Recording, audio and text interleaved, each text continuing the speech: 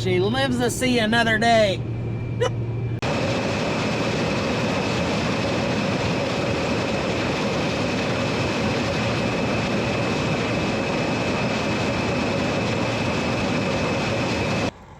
I'm sure glad we have heads like this one instead of heads like this one. Hopefully it'll hold.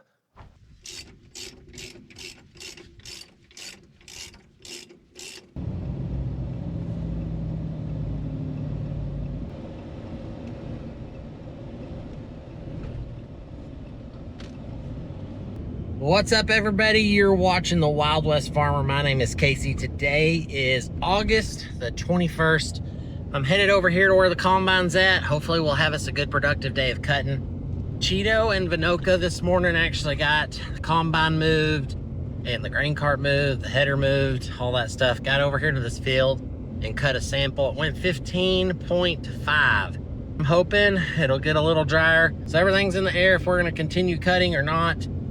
My brother is cutting down at Idaloo. His grain's still a little green. We're just in a green wall, but we're gonna cut a truck and we're gonna send it off and we're gonna see what the big moisture prober at the ethanol plant checks it as. We've got quite a few clouds in the sky, which means there's a chance it could rain. They're kind of calling for a rainy week next week. I'm afraid if we don't continue pushing, we might get rained out, but hopefully we can squeeze this field in and that'll get us a day or so of running here. It's a good field of grain. Y'all hang tight, enjoy the video. We're gonna cut into this deal and we're gonna see what happens. Those are some West Texas longhorns. It's a Watusi bull. Some big old horns. Little fun fact for y'all. When I was little, I bought my first cow. She was a longhorn, paid $390 for her, and she raised about 8 calves. It kind of helped me get started farming. I think I grew my herd to like 6 or 7 cows, and then I actually rented 50 acres right here on this farm that we're gonna be combining today. It was the very first field that I've ever had, and I believe this is my 18th crop to harvest off of this field. Just pulled up the combine, let's hop out. Let's go see what happens.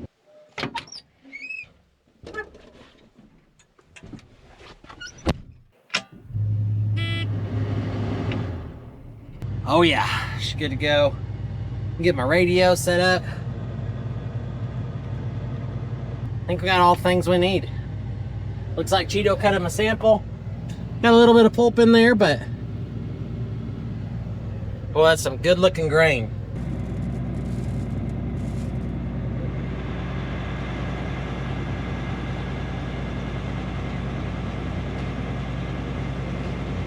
I think it looks good. So we kind of have green, and then dry, then green, and then dry. I'm just really hoping we have enough dry to go with the green. Almost got a full tank. I've just cut a square around the field. Loving the GPS. GPS has made stuff just super easy. Hear the beeper going off. GPS just lays it all out real pretty. I like how I can track my acres. I've cut 4.7 acres on a tank. It's pretty good, pretty pumped. It's right at 3,000 pounds per acre. So dryland Milo. Hopping out behind the combine here, we're gonna check, make sure it's doing a good job. Getting a little bit of pulp in the tank, but I got my concaves open pretty wide. I might have to open them some more. But we're thrashing these heads really nice. But some of them are pretty tore up, like this guy. And see where that thrashes that stalk? The inside of that stalk gets in the sample, which that inside's really wet. So if we can get that pulp out of the sample, I might just need to open my concave up a little more. But looking behind the combine, I see very little red. We're looking for little kernels on the ground. Look, right there's a couple. But you're just gonna have loss at the combine. You just can't get it all. Especially when you're sorting seeds out that are about the size of an ant. Got my helpers with me today. They came take a ride. Our moisture sampler just came in, so we'll get to check that out here in just a minute. Super excited to try that because we don't have a checker in this combine. We're full. We're gonna dump on Cheeto right fast, and then we're gonna cut some more ends off to get this truck loaded. So my lovely wife just brought us my moisture sampler we've had ordered for like a week. Got the top off. We're just gonna dig down in this grain a little bit. We just dumped in here, so it should get a pretty blended test, I would think. I got it set for sorghum.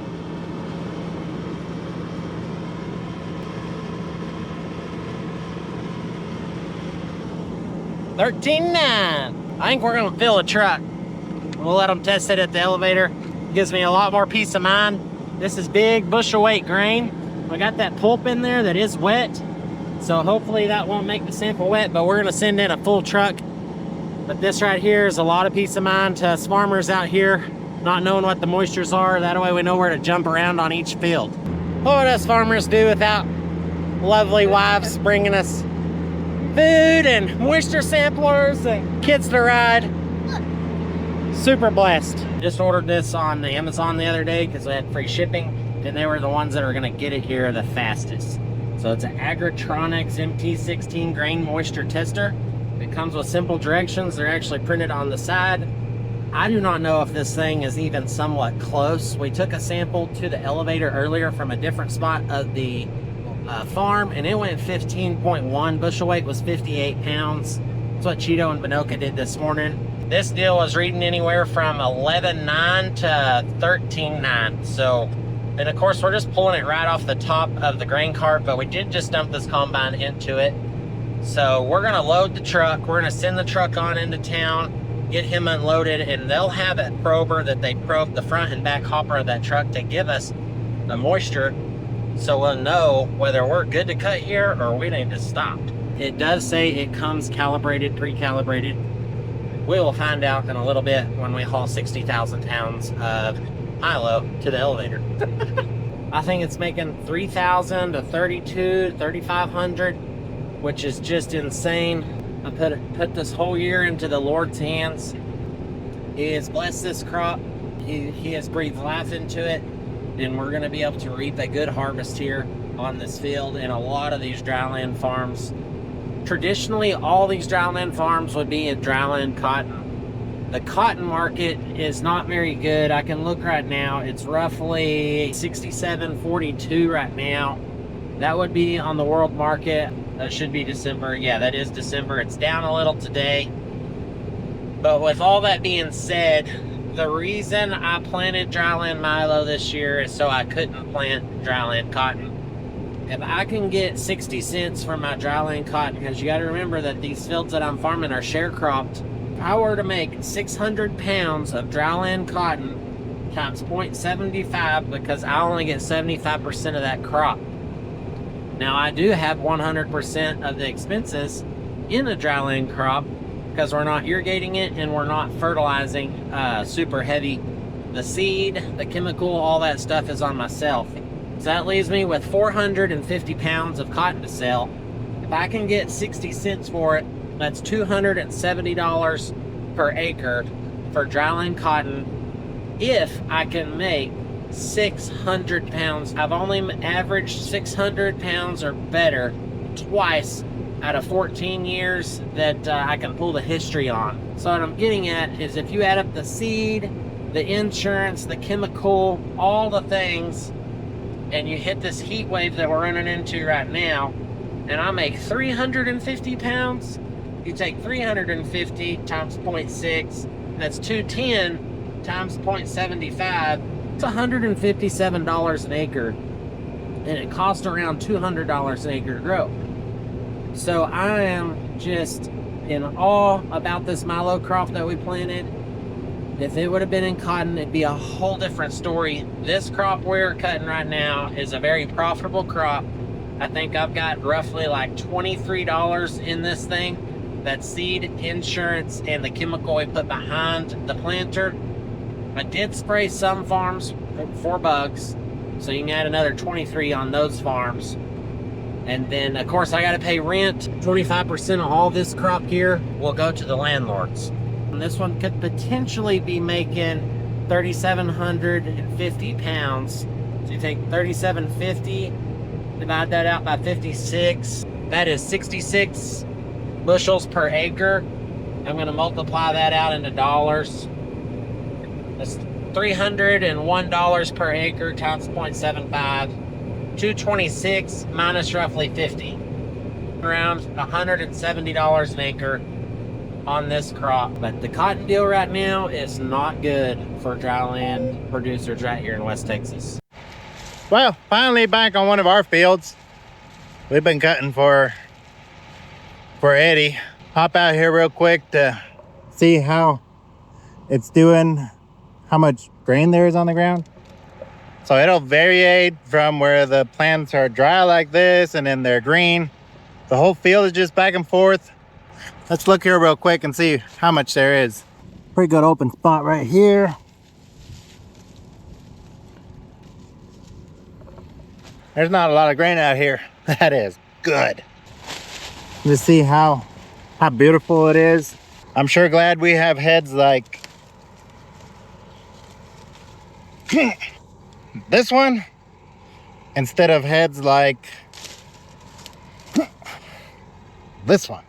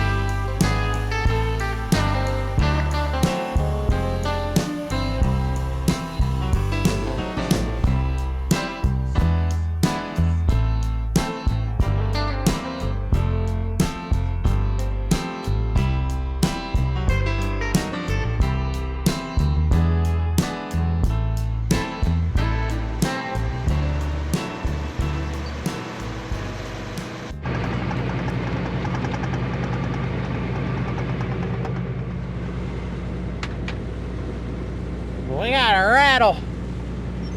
Not the rattle rattle bring on the cattle sound either. Right there. Until a bolt fell out of that. Maybe we got lucky. It fell in here somewhere. Unfortunately, the bolt didn't land on top of the axle like it did last time. Fortunately, it's Thursday afternoon and the John Deere store should have a bolt or something to get us going. So me and Cheeto, we're just taking a stroll through the field, making sure we are in shape, trying to practice breathing in Milo dust each and every day. Keep our allergies in the worst possible shape. There's no way we'll ever see it. Well, dang. I couldn't have broke at a more convenient time. We just loaded that truck. Could be the Lord's way of saying to stop, Casey, stop. Your moisture checker you bought, it's wrong.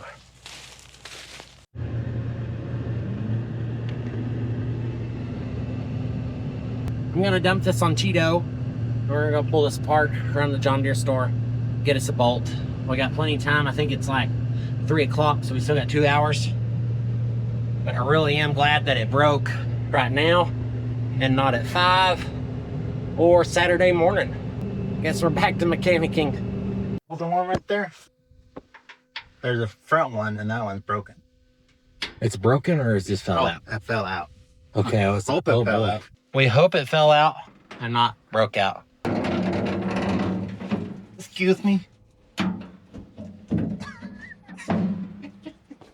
So this dampeners here are shock absorbers for this gearbox. This gearbox transfers power to this clutch. This clutch transfers power up to run your header. It's a pretty crucial piece. But you can see the bolt broke off. Oh boy. It broke off? It broke off. Uh-oh. That's not good. So that gearbox transfers power to that pulley, which drives this side of the combine. It's not like we can just take that gearbox out. We're gonna have to get a drill and an easy out and see if we can pull them threads out of that gearbox. I'm gonna leave them with this. We're gonna go get some parts.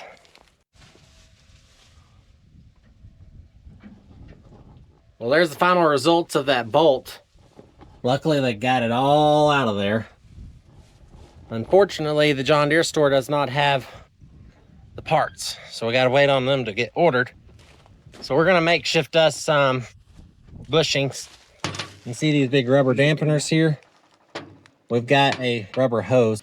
We're gonna take a drill. We're gonna drill through this and make some makeshift bushings for next day or so until our parts come in.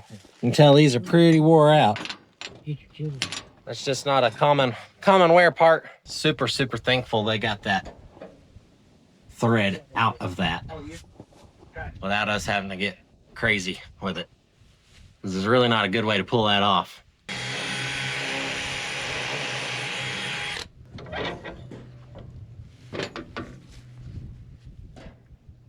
Perfect bushing.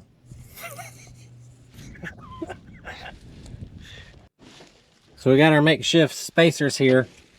Vito's got one already set up. What do you think? That'll work. Sure be nice if we had the right parts just to fix it right back. They're flying the parts in, so we're not sure when they're gonna get here. Supposedly tomorrow by lunch. ¿Cuánta humedad traías? Cheeto's bilingual, so he can keep up with all these truck drivers. He can hablar español mucho bueno. Ok, 58, 30 y 14.6. 70. 14.70. 14.70 y 58.30. Esa es. Ok, muy bien, gracias. What did he say? Moisture was 14.6 and the bushel weight was 15.8. No, 58. 58. Yeah, 58.6.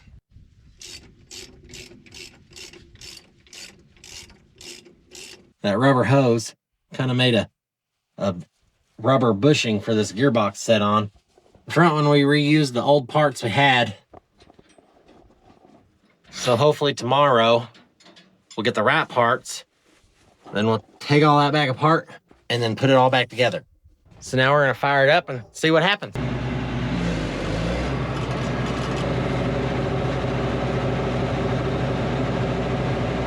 Sounds good. May not be able to work for NASCAR, but I bet it could work for John Deere. Just like that, we're out in the field, cutting away. It's working. It's working for now. So we've cut probably 400 acres since the last breakdown, so I felt pretty good about that. That's something, you know, that's not on your annual maintenance there. That's just something that just broke. A little bit of TLC and monkey wrenching here and there. That's just to be expected probably with any combine. But we're putting grain in the tank. Looks really pretty. Sample looks good. I'm pretty happy with it. So tomorrow we got to get those parts put on here and we're going to keep chomping away. The weekend's coming up.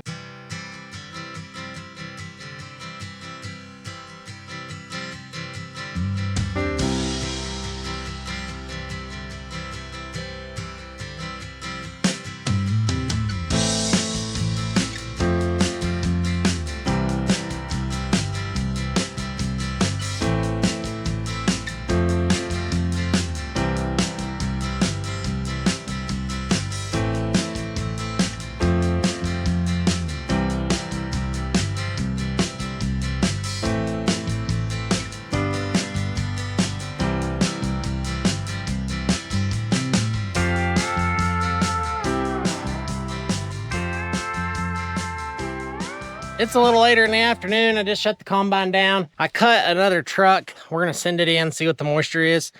I've been hand checking it, mainly just because I'm curious to see if that hand checker even works or is even relatively close. We're still getting a lot of vibration. It's not near as bad as it was, I'm really looking forward to getting the correct parts for that, those dampeners. We really need those. But there's a crack right in the front of where that gearbox goes on the frame, on that 2x3 right there. And I think we're gonna have to take this thing to the barn. We're gonna have to bevel that out and weld it. Because if we break that, some reason that snaps, we are in big trouble. Y'all stay tuned to tomorrow. It's gonna be about 12, 14 hours for me. It's gonna be just a couple seconds for y'all. Here we go. You know, there's just nothing better than dropping your ladder first thing in the morning so you can check your oil. And it's getting covered by Milo shaft. We're gonna check the oil, drop the header, head to the barn, and we're gonna weld that frame up. Truck's coming, so I brought the red grain cart closer to the green grain cart. We're gonna get that truck loaded and get him out of there. Everyone's gone this morning. Vinoka has a deal. Albert is still custom shredding. He's trying to finish up on that job. My dad is gone right now. He's in San Antonio.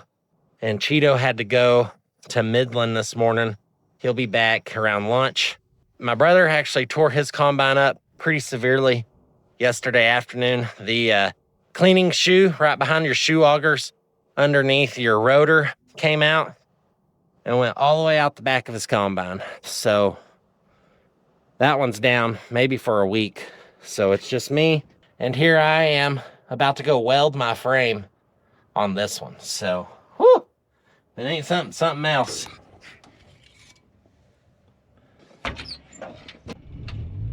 Ta-da!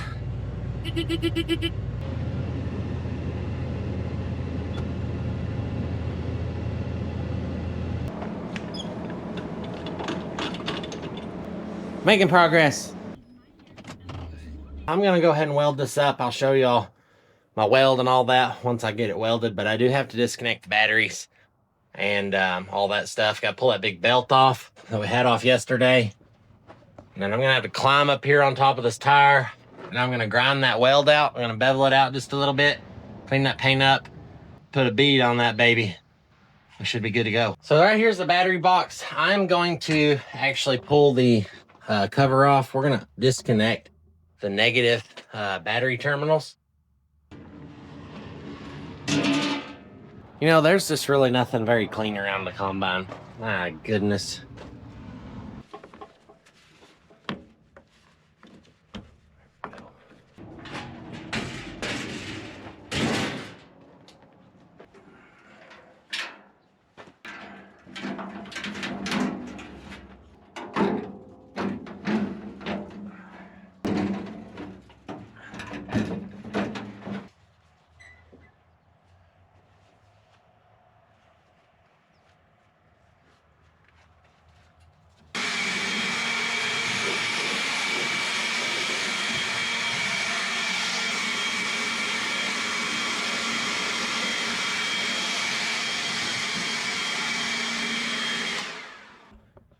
This is gonna suck, but that's all right. We're gonna endure. We're gonna keep pushing. We're gonna get it done.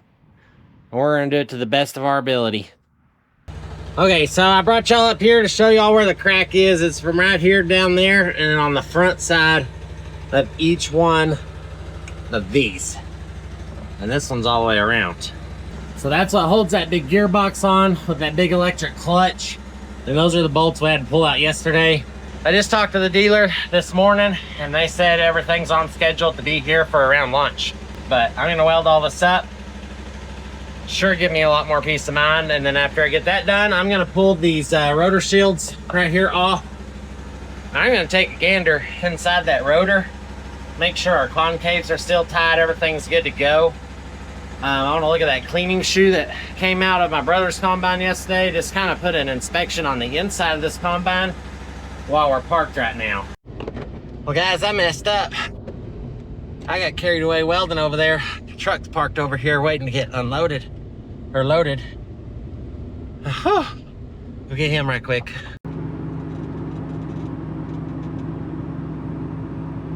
So just got that truck loaded. They're out baling all this hay. Boy, it looks like pretty good hay too. Rolled up nice, real leafy hay grazer. Cows will be happy. Boy, that thing is tight. Doing a good job baling. That's my buddy. This is old Big Al.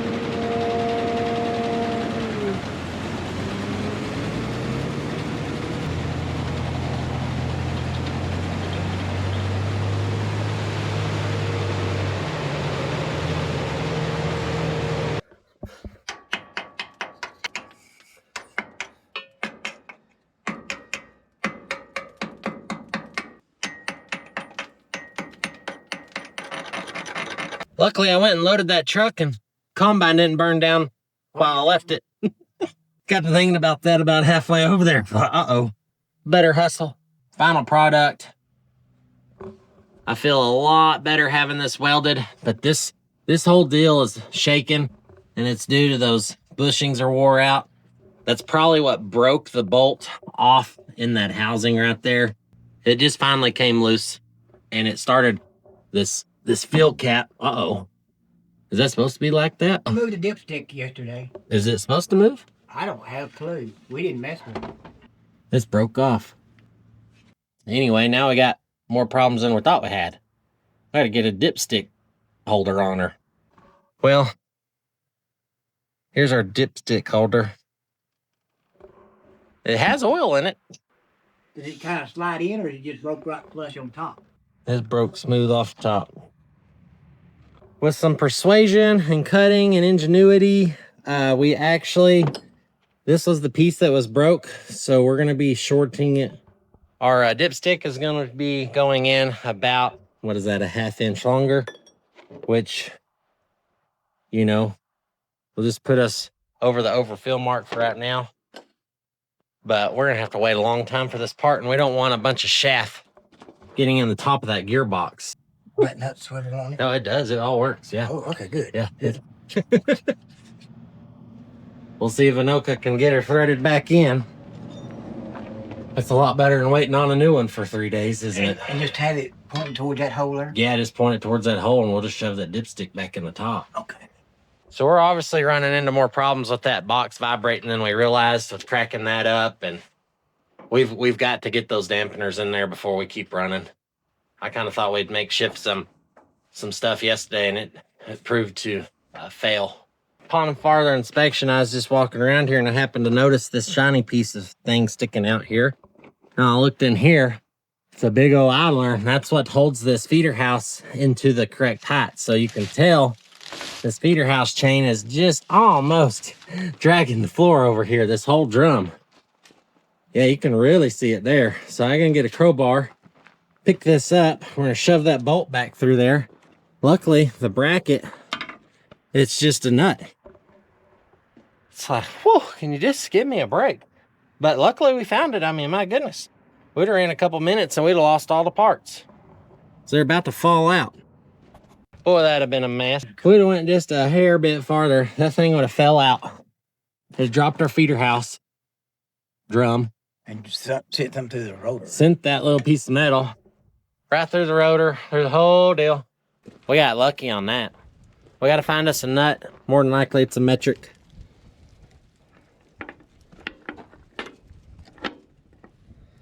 Whew. We got our nut finally put on there. Threads are boogered. That is a hard nut to get to because there's no way to put a wrench in here without hitting something. Also found this is broken. So I'm gonna do a farmer repair on this. We're out here at the barn, we got our welder. I'm gonna just pull this off and I'm gonna weld that back. So this is an easy fix here. They just pull that bolt and boom, boom, boom. Cheeto went and picked up all our parts. Got lunch. It's not a very big lunch. Oh, they got 2 new bolts too. Yep. Minoka's up here getting them loosened off, the ones that we put in yesterday. We should be able to stick that back together. We'll cross our fingers. We're in business then, huh? Yep. Should be until tomorrow. Okay, that is what we've been missing. Gives that gearbox some cushion, and that'll take the vibration out of this machine. I think some of the vibration we're feeling though is possibly this bolt up here that was missing. I'm gonna get it to come along. I'm tie around this drum and put a little bit of tension on it and pull this bolt out and weld that up while they're putting that other thing on together, and then we should be fixed. We'll see. Oh man, that's tight. Every time you turn your camera on, I'm just sitting here doing nothing and Cheeto's doing all the work. Yeah, I was about to say you're in the shade there. I am.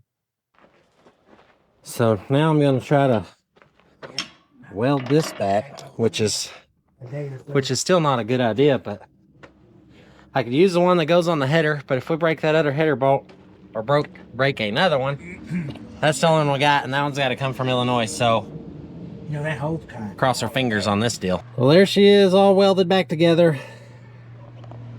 You might be thinking, well, Casey, why don't you just go buy a new bolt? It's not the fact that I can't afford the bolts, it's the fact that it's probably a week out on order.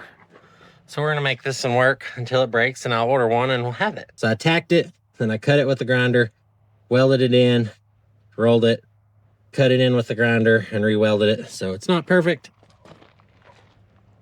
but I think y'all are very well familiar that this combine is far from perfect. We're gonna stick this back together and button it up.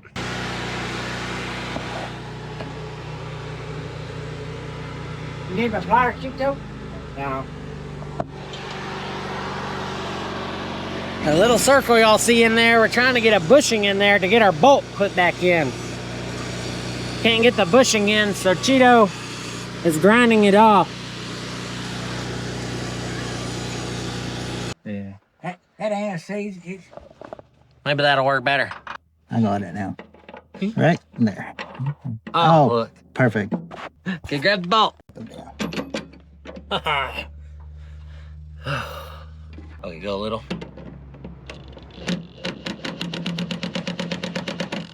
Oh. That's probably about right, ain't it? I think It's so. got about 2 or 3 threads sticking out this side. Oh, yeah. Yeah. Is it a lock nut? Yeah. Oh, yeah. One knot away from having her put on there. Can we get the come along off now? Yeah. Or do we need to tighten these other bolts first? Let's stick everything back right fast. Cleanup time. Got 2 different kinds of rods. I like to use 7018s and 6011s sometimes, but I use the 6011s to tack that bolt back together because they strike real easy. And then I beveled that in, then I use a 7018 to essentially weld it all up after I beveled it out. Well, I hope y'all have enjoyed the battle of the 9860 so far. As of right now, we're winning. Once you turn the key on, it might be winning again. We're not sure. We're gonna fire it up, see what happens. See if it rattles. Leave that one open so we can watch that deal. Moment of truth.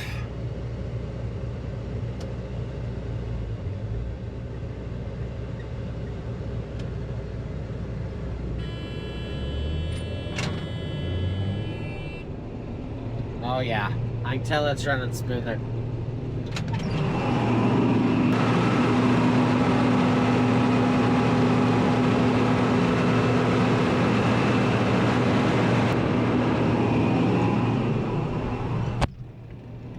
Woo, it's dirty.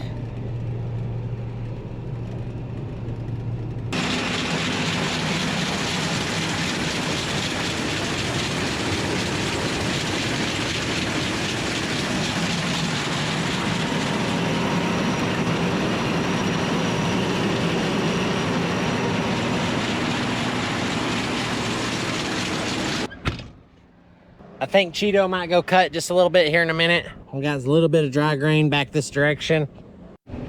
Look, Mom, I'm doing it.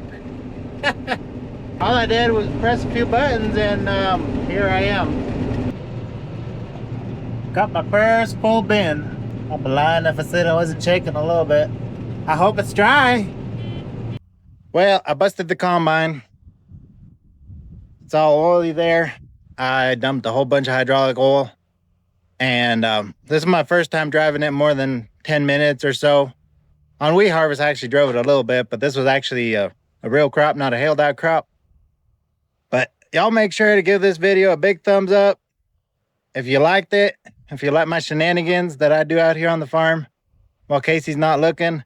And make sure to hit that subscribe button right there if you want to subscribe. And y'all make sure to know that the Lord is in control, to wear more cotton, eat more beef, and just keep on farming.